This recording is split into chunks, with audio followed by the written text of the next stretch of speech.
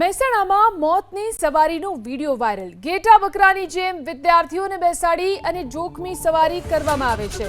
સ્કૂલના વિદ્યાર્થીઓને commercial loading વાહનમાં ભરીને લઈ જવાયા। કોની મંજૂરીથી વિદ્યાર્થીઓને લોડિંગ વાહનમાં બેસાડીને લઈ જવાયા?